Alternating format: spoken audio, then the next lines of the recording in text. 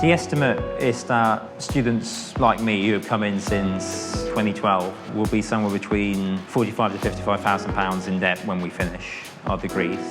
And obviously this is unprecedented in sort of the modern world, that any one generation will have this amount of debt. Students at UCL have fulfilled a second phase of a rent strike, with 700 students withholding rent in May, amounting to over £1 million. This is an escalation that follows a rent strike in January, where 150 students took part. Rents have increased more than 50% since 2010, while grants and bursaries for low-income students are cut, and the government has announced further increases in tuition fees. Between 40 and 45% of the money that we pay in rent is not immediately spent on the day-to-day running of the halls, but it goes into a large surplus that they use for future long-term investments. And we want to know how they're spending that, because from my point of view, that's a hidden tax. Sutton Trust recently reported that students in England now have more debt than any other English-speaking country. But the UCL rent strike is also about where student finance money is going. The public funds which pay for student loans and grants is going straight to the landlords, and those private landlords will be taking a large proportion of that out into their profit and paying it to their shareholders or reinvesting it in some long-term thing that we have no say over. University Partnerships Programme is the second largest provider of private student accommodation. UCL are planning to house 400 undergraduates in the UPP-run Bloomsbury Garden Halls in September.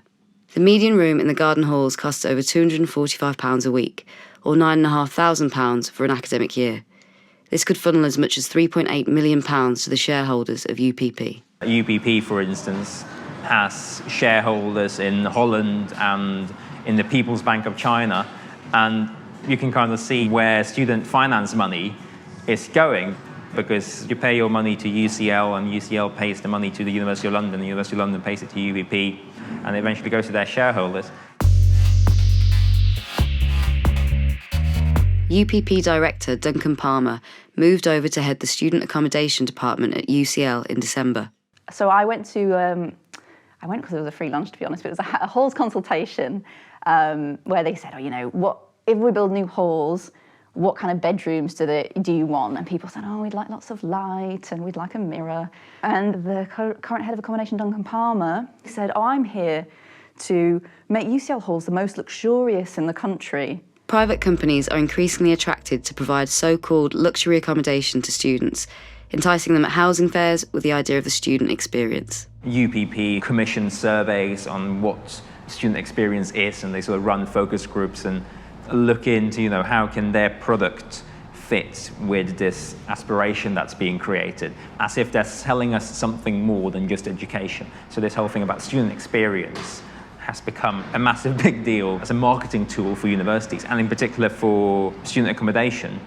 I think it's a marketing myth to a very large extent. Now, I know people who've lived in private halls as well, and they say, it can be a complete nightmare.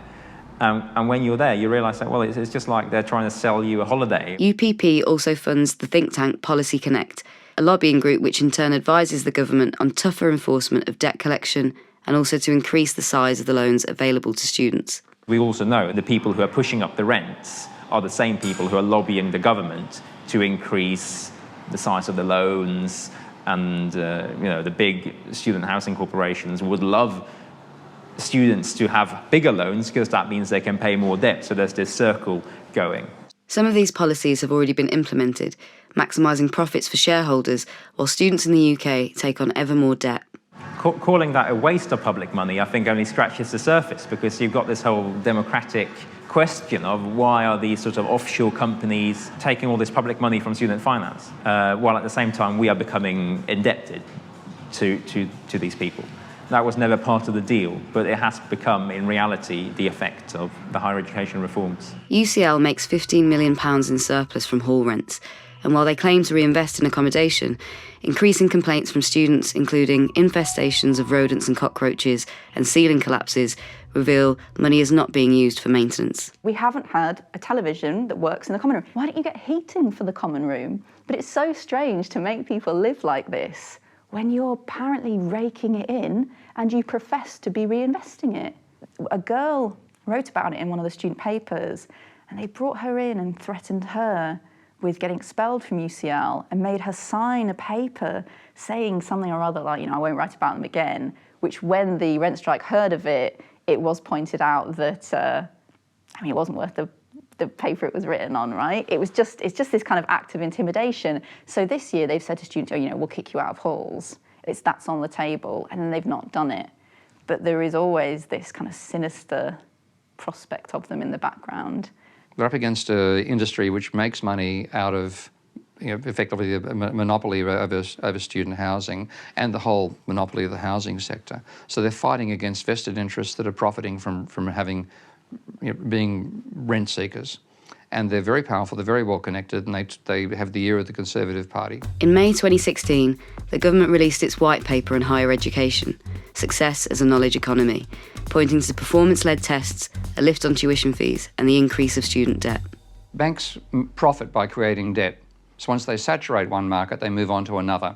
And the student debt market is the market they've hit after the housing market. The paper promotes the higher education system as a consumer model, adopting open market principles, rather than as a public provision. The committee highlighted the point that if UCL continued to subsidise bed spaces for a growing number of students at an increasing cost, this would have an effect on the financial benefits of UCL recruiting additional students.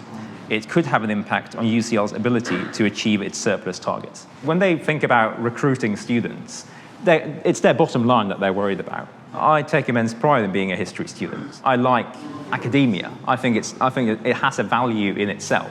And the institution wherein we are meant to do this is run by these corporate people who think of us as bags of cash.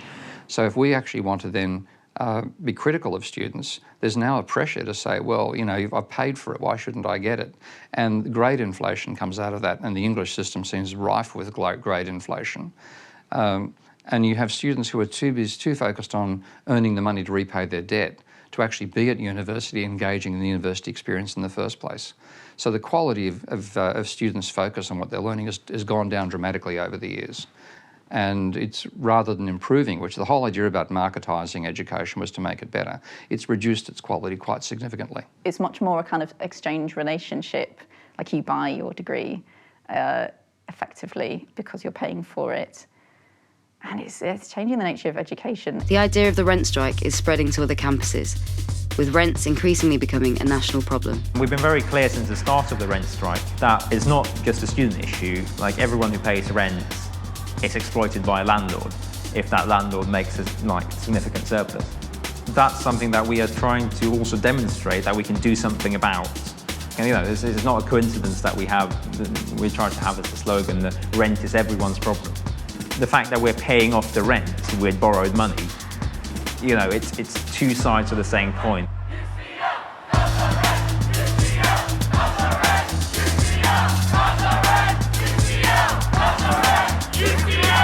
These big institutions are vulnerable when it comes to the rent they charge because they can't justify them.